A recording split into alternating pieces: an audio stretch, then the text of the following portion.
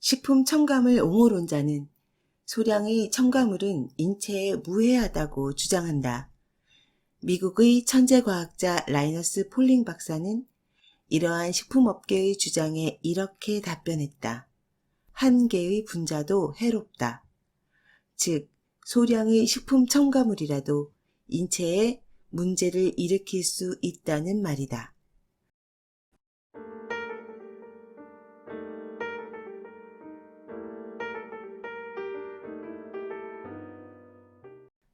건강한 지식을 함께하는 세이버스입니다. 오늘 읽어드릴 책은 과자, 내 아이를 해치는 달콤한 유혹, 저자 안병수 국일미디어 출판사에서 펴냈습니다. 이 책은 2005년에 출시되었는데요.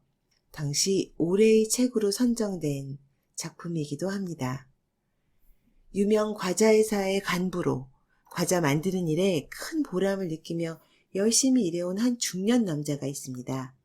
그는 과자 만드는 일이 즐거웠고 무엇보다 자신이 만든 과자를 맛있게 먹는 아이들을 보는 것이 세상에서 가장 행복했다고 했습니다. 그러나 어느 날부터 건강이 심각하게 나빠지기 시작했다네요. 친분이 돈독했던 일본의 한 과자 기술자마저 갑작스레 세상을 떠났다고 했습니다. 결국 그는 과자 회사를 그만두기로 결심했습니다.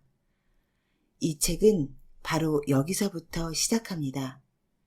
저자는 그토록 자랑스러워했던 회사를 뒤로하고 이후부터 식생활과 관련된 세계의 각종 논문, 건강서적 등을 읽으며 국내외 과학자들의 연구 내용을 탐독했습니다. 16년간이나 입에 달고 다니던 과자와 가공식품은 일체 입에 대지도 않았습니다. 그의 건강은 놀랍도록 빠르게 회복되었습니다. 그는 이러한 사실을 이제 더 많은 사람들이 알아야 한다고 생각하게 되었습니다. 그 노력의 결과가 이 책입니다. 과자를 주로 먹는 사람은 누구일까요? 우리들의 사랑스러운 아이들입니다. 우리는 자이든 타이든 아이들에게 과자를 사주게 됩니다. 그리고 아이들은 과자를 탐식합니다. 하지만 과자가 끼치는 영향에 대해 잘 알고 계신가요? 우리 아이들의 건강에 지대한 관심이 있는 많은 분들께 이 책, 과자, 내 아이를 해치는 달콤한 유혹을 강력하게 추천드립니다.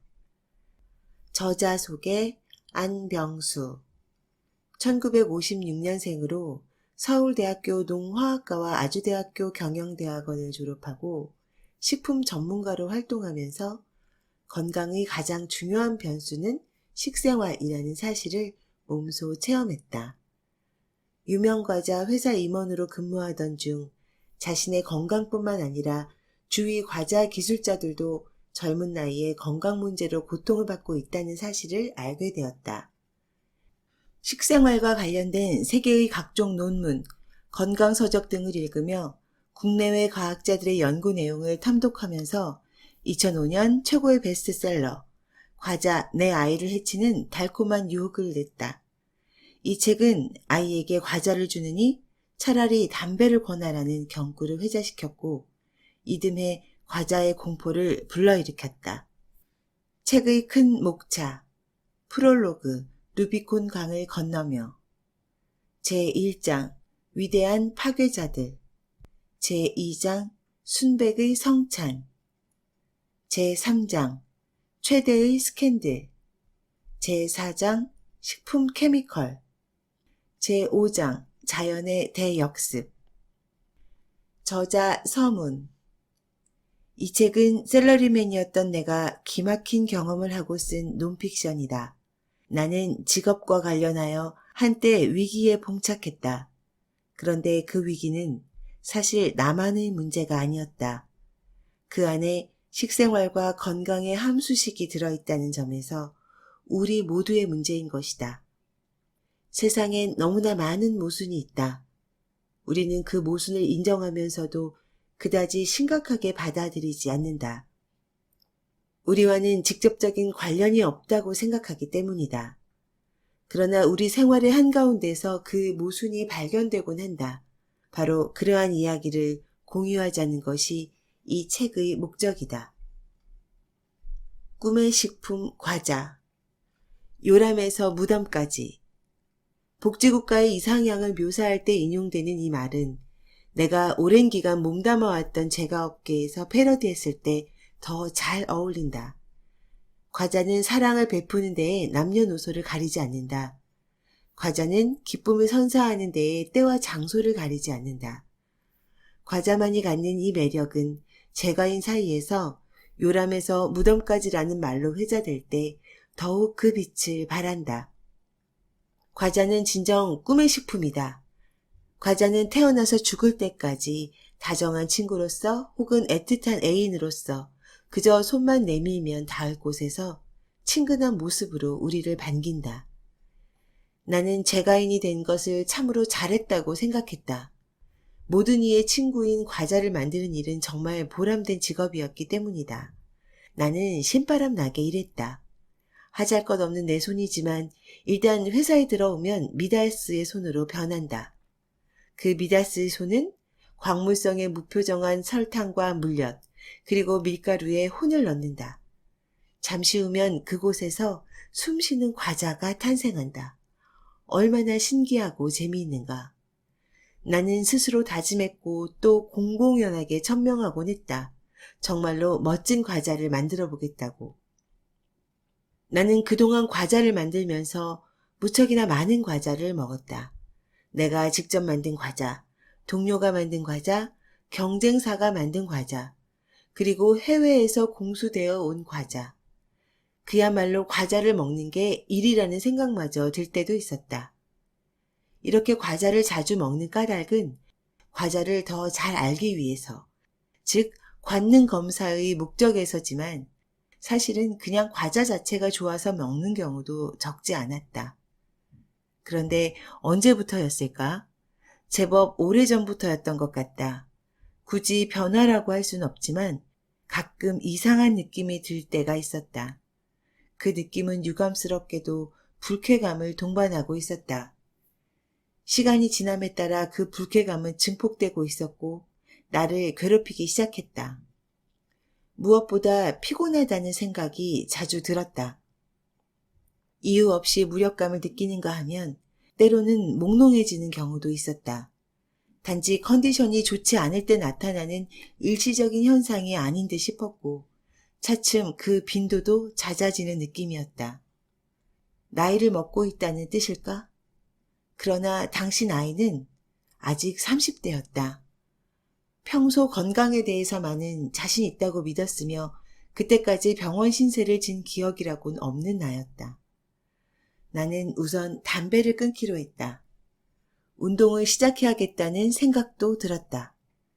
다행히 금연과 조깅의 실천은 성공적이었다. 그러나 유감스럽게도 그 처방은 기대했던 만큼 효과적이지 못했다. 담배를 끊고 매일 운동을 해도 까닭없이 엄습하는 피곤함과 무력감은 근본적으로 해결되지 않았다. 그것은 큰 고민거리였다. 그런데 더 큰 문제는 건강상의 의구심이 베일에 쌓여 있었다는 점이다. 뭔가 나를 짓누르는 멍에는 틀림없이 존재하는데 그 정체가 드러나지 않았다. 마치 투명한 물체에 결박되어 있는 것 같았고 그 불쾌감은 더욱 나를 괴롭혀왔다. 나의 무기력감은 계속되었고 그 이유를 찾게 되었다. 그것은 다름 아닌 내가 만드는 과자였다. 이상한 아이스크림 회사. 미국 캘리포니아의 어느 작은 마을에서 한 젊은이가 아이스크림 가게를 열었다. 이듬해 그는 아이스크림 사업에 관심이 많고 사업 수완이 좋은 동생뻘의 친척 한 사람을 설득하여 합류시켰다.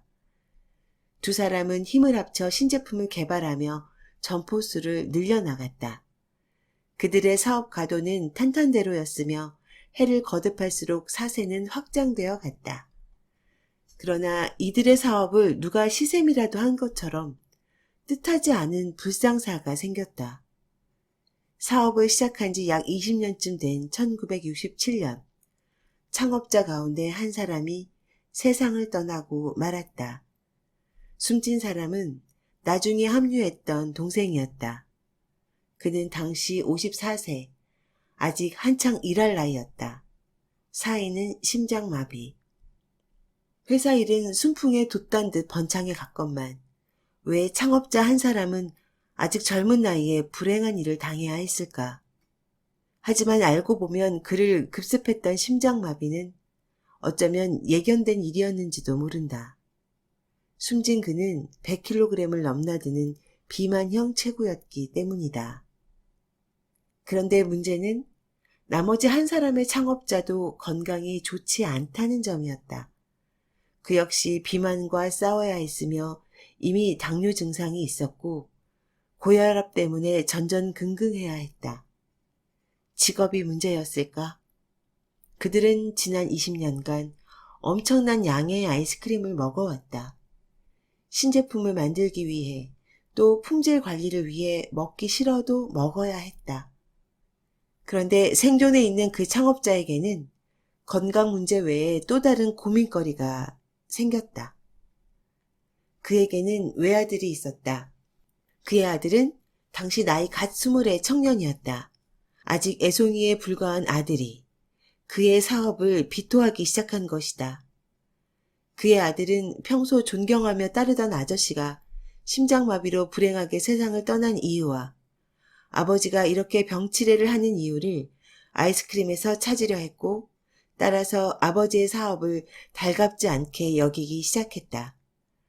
아버지로서는 당연히 하나밖에 없는 아들이 사업을 계승해 주기를 바랐다.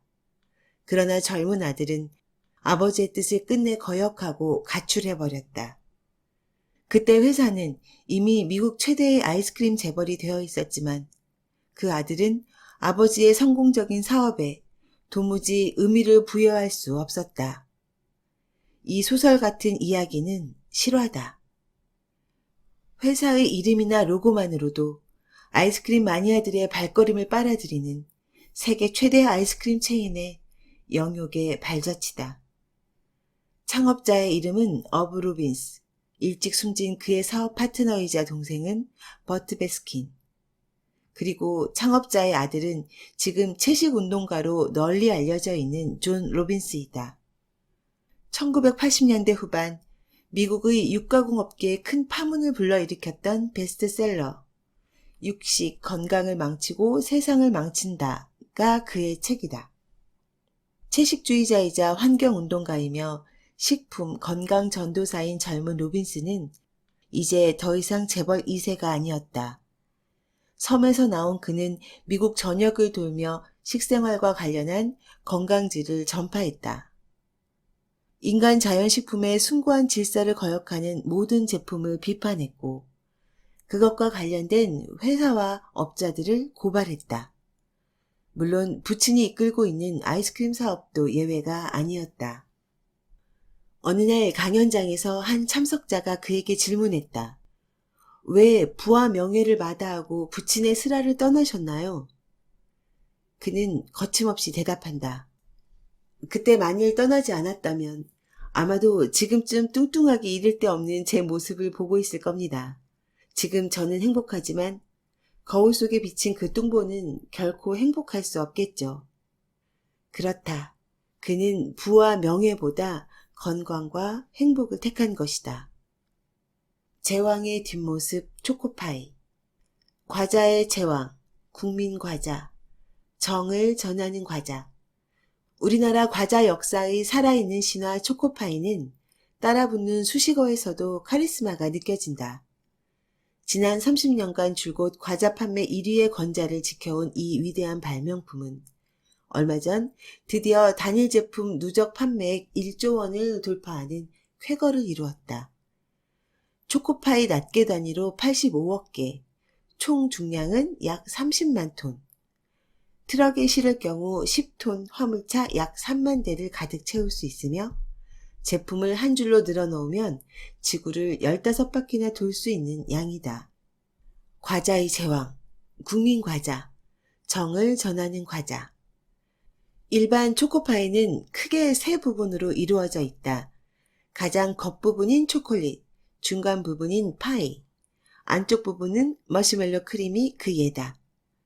우선 각 부위의 공통적인 문제는 정제당류가 너무 많이 들어있다는 점이다. 제품의 약 3분의 1이 설탕과 정제 물엿이다. 만일 30g짜리 초코파이 1개를 먹는다면 10g 안팎의 정제당을 먹는 셈이 된다. 각 부위별로 분석해보자.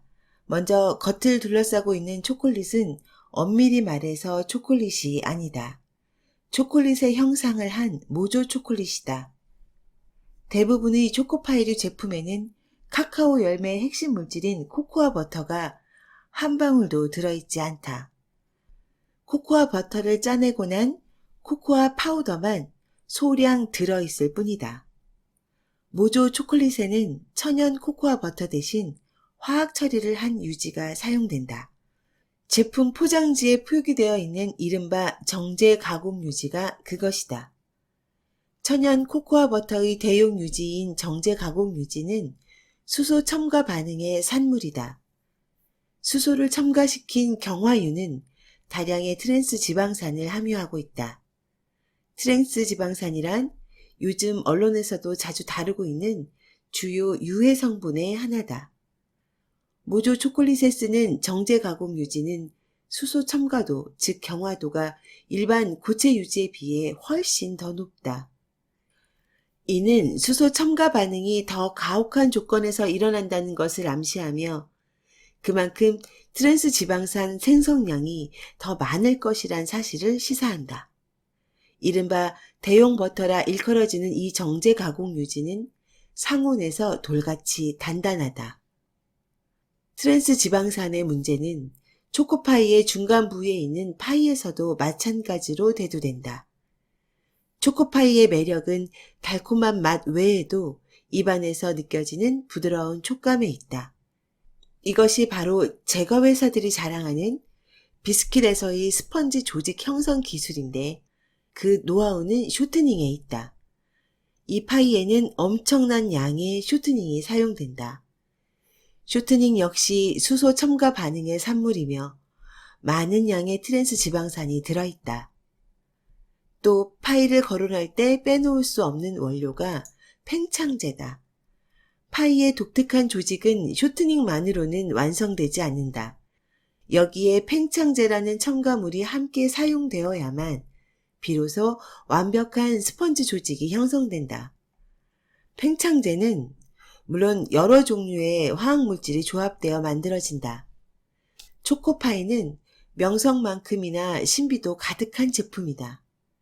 많은 사람들이 알고 싶어하는 점이 방부제의 사용 여부다. 이 의구심은 제품 가장 안쪽에 있는 이른바 마시멜로 크림을 보면 더욱 커진다. 왜냐하면 보통 마시멜로의 3분의 1 정도가 물로 되어 있기 때문이다. 이 정도로 수분 함량이 높음에도 어떻게 수개월간 상온 유통이 가능한 것일까? 이 원리는 간단하다. 마시멜로 크림은 정제당류 덩어리다. 90% 이상이 설탕과 정제물로 이루어진다는 것은 마시멜로의 기본 상식이다. 식품에 당류와 같은 수분 흡착성이 높은 물질이 사용되면 수분이 많더라도 미생물이 번식할 수 없다. 그것이 바로 우리가 매력으로 알고 있는 이 제품의 신비다. 플라스틱 식품 1992년 10월 7일호 뉴욕타임즈 일면에는 다소 충격적인 기사가 하나 올라와 있었다. 기사의 내용은 마가린이 심장병의 원인이 될 수 있다는 점, 쇼트닝 등의 경화유도 마찬가지라는 점, 각종 식물성 정제유도 정도의 차이만 있을 뿐 크게 다르지 않다는 점 등을 골자로 하고 있었다. 유력 언론이 공식적으로 경화유의 위험성을 폭로했다는 점에서 그 상징성은 매우 컸다. 그동안 쇼트닝이나 마가린에 대한 일반인의 문제의식은 거의 없었기 때문이다. 식물성 유지는 대부분의 경우 상온에서 액상이다. 이러한 기름이 어떻게 고체의 형태로 바뀌는 것일까? 유지의 경화 이론은 아주 간단하다. 앞에서 설명이 있었듯 유지는 포화지방산의 함량이 많을수록 고체의 형태를 취한다. 그렇다면 액상유의 경우 불포화 지방산을 포화 지방산으로 바꾸어주면 고체유가 된다는 말이다. 현대과학은 이미 그 기술을 완성해 놓고 있었다. 불포화 지방산에는 수소의 자리가 비어있는 곳이 있다고 했다. 그 기술은 여기에 강제로 수소를 붙여줌으로써 포화 지방산으로 만들어주는 방법이다. 물론 그 공정은 화학 반응을 수반한다. 고온, 고압이라는 조건과 촉매로서 니켈이나 알루미늄 또는 동과 같은 중금속을 필요로 한다. 여기에 수소가스를 불어넣는 것으로 이름하여 수소 첨가 반응이다. 이 반응은 기술적으로는 잠옷 흥미로워 보인다. 하지만 인체 건강 측면에서 그것이 의미하는 바는 불행의 빵빠레였다. 우선 정제유에 금속 촉매를 넣고 수소가스를 불어넣는 작업을 생각해보자. 식품에 그와 같은 물질을 접촉시킨다는 사실 자체가 벌써 거부감을 주거니와 아무리 정제를 잘해서 식품으로서의 법적 기준에 부합시킨다 하더라도 불순물의 잔존은 피할 수 없지 않을까? 실제로 미국 노스웨스턴 대학의 데인 로버스 박사는 경화유의 지속적인 섭취는 중금속 축적 문제를 낳는다고 경고했다. 결국 사용상의 편의를 위해 유해 성분을 강제로 넣는 꼴이다. 전문가들은 마가린이나 쇼트닝과 같은 포화지방 소재는 물리적 형태로 볼 때도 식품으로서의 자격이 없다고 폄훼한다. 미국에서 자연식품 컨설턴트로 활약하고 있는 프레드 로의 지적을 보자. 그는 플라스틱 식품론을 들고 나온다. 이 이야기의 근거는 겉보기 형태의 유사성만이 아니고 본질에 있어서도 두 물질이 서로 같다는 데에 있다. 프레드 로는 마가린 덩어리를 2년 동안 실온에서 방치하며 상태를 살폈으나 벌레 한 마리 접근하지 않았고 곰팡이조차 슬지 않았다고 말한다. 사실 유지를 연구하는 학자들은 수소 첨가 반응을 유지의 플라스틱화라는 말로 곧잘 패러디하기도 한다. 미국인의 경우 포화지방 섭취량 1%만 줄여도 매년 3만 명 이상의 심장병 환자를 줄일 수 있고 의료비를 10억 달러 이상 절감할 수 있다. 한편 미국 공익과학센터의 마이클 자콤슨 박사는 포화지방이 튀김유로 사용될 경우의 위험성을 특히 경고한다. 수소 첨가에 의한 포화지방 문제의 핵심은 뭐니 해도 트랜스 지방산이다. 우리는 앞에서 정제유 제조 과정의 고온 처리 공정이 트랜스 지방산을 생성한다는 사실을 확인한 바 있다. 그런데 수소 첨가 반응은 이보다 훨씬 더 가혹한 조건에서 이루어진다. 200도를 오르내리는 고온에서 높은 압력을 걸고 7, 8시간 금속 촉매와 수소가스를 접촉시켜야 하기 때문이다. 이러한 작업 조건은 트랜스 지방산 생성에 더없이 좋은 환경을 제공한다. 쇼트닝이나 마가린이 정제유보다 훨씬 더 많은 트랜스 지방을 함유하고 있다는 데이터가 이 사실의 좋은 예이다. 한 분자도 해롭다. 식품 첨가물 옹호론자들 주장의 핵심은 앞에서 든 두 가지 이론 가운데 전자인 소량 무해 논리이다. 물론 그들도 화학물질 자체의 유해성은 인정한다. 그러나 현재의 사용량 수준에서 볼 때 건강을 해칠 정도가 아니라는 것이다.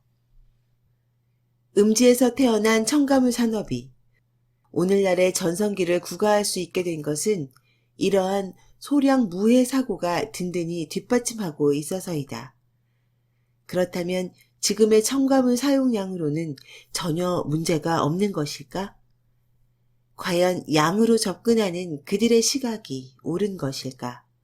이 이야기는 식품 첨가물 문제를 가늠하는 자리에서 가장 뜨거운 쟁점으로 떠오른다.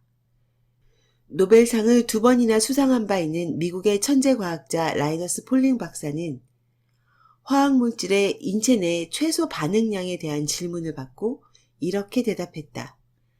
한 개의 분자도 해롭다. 유해 케미컬은 분자 한 개라도 인체 내에서 문제를 일으킬 수 있다는 말이다. 박사의 이 답변은 식품 첨가물 사용량을 둘러싼 유해 무해 논쟁을 하루빨리 종식시키라는 강력한 메시지가 아닐 수 없다. 단 한 입자의 노출에 의해서도 한 개의 세포가 돌연변이를 일으켜 암으로 발전한다는 주장에 무게가 실리고 있다. 첨가물의 소량 무해론에 대한 허구성을 입증하는 사례는 많이 있다. 일본 교토 바이오사이언스 연구소 소장인 니시오카 하치메 박사에 의하면 현대인은 식품 첨가물을 하루에 보통 80여 가지를 섭취한다고 한다.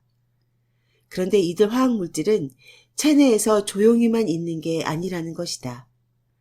마치 어린아이들이 좁은 방에서 이리저리 부딪히며 시끄럽게 굴듯 이것들도 체내에서 서로 부딪히기도 하고 제멋대로 반응을 일으키기도 해서 엉뚱한 유해물질을 만들곤 한다는 게 박사의 설명이다. 현대판 영양실조 20세기가 깊어지며 그 부작용의 실체가 서서히 드러났다. 그것은 현대판 영양실조다. 오늘날과 같은 먹거리 홍수의 시대의 영양실조라니 이건 또 무슨 해괴한 소리인가.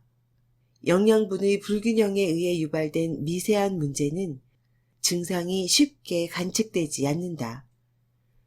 정제식품에는 한결같이 자연의 섭리가 제공하는 귀중한 영양성분이 배제되어 있다.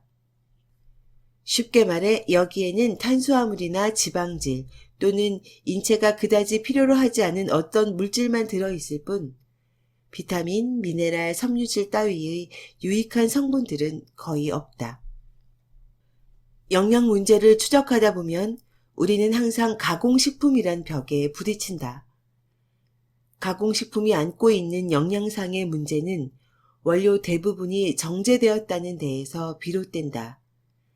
그런 이유로 20세기 중반 이후 가공식품 회사들은 분자 교정 의학자들의 표적이 되기 시작했다. 시간이 지남에 따라 영양학자들의 목소리도 커지기 시작했으며 급기야는 소비자 단체에서도 반가공식품 정서가 싹트기 시작했다. 지금까지 과자, 내 아이를 해치는 달콤한 유혹을 읽어드렸습니다. 그는 책의 에필로그에서 이렇게 말합니다. 나는 과자회사에 근무하며 평소 내가 존경하던 선배들이 불행한 노후를 겪는 사례를 수없이 보아온 사람이다. 나는 주변의 친한 사람들에게 나의 경험을 가끔 이야기하곤 한다. 물론 가공식품을 먹지 말라는 충고의 이야기다. 그들은 대부분 겉으로는 동의하지만 여간에서 실천에 옮기지 않는다. 그들 가운데는 가끔 나의 이야기에 크게 동화하면서도 현재 누리고 있는 편리성의 가치가 수명을 몇 년 줄이는 것보다 더 클지 모른다고 반론을 펴는 사람도 있다. 그러나 이런 생각을 가진 사람은 자신의 착각을 곧 깨닫게 될 것이다. 생활 습관병이란 그렇게 간단한 게 아니기 때문이다. 잘못된 섭생이 불러오는 재앙 속에는 고통스런 노년의 연장이라는 더 고질적인 불행이 도사리고 있는 것이다. 이런 점에서 보면 나의 생활 습관병은 나만의 문제가 아니다. 그것은 내 가족의 문제고 내 이웃의 문제며 나아가 내 주변 모든 사람에게 문제가 되는 커다란 사회악의 하나다. 이 책은 저자가 직접 경험한 불편한 진실을 말해주고 있습니다. 다른 많은 연구에서도 과자가 아이들의 과잉 행동 장애를 일으키며 불안한 성격을 유발할 수 있다고도 합니다. 이제부터는 과자의 달콤한 유혹에 대해 정말 진지하게 고민해야 할 때라고 생각합니다. 사랑하는 아이들이 건강에 우리의 관심을 놓아서는 안 되겠지요. 여러분들에게 이 책, 과자, 내 아이를 해치는 달콤한 유혹을 꼭 한번 읽어보시기를 추천드립니다. 지금까지 건강한 지식을 함께하는 세이버스였습니다. 감사합니다.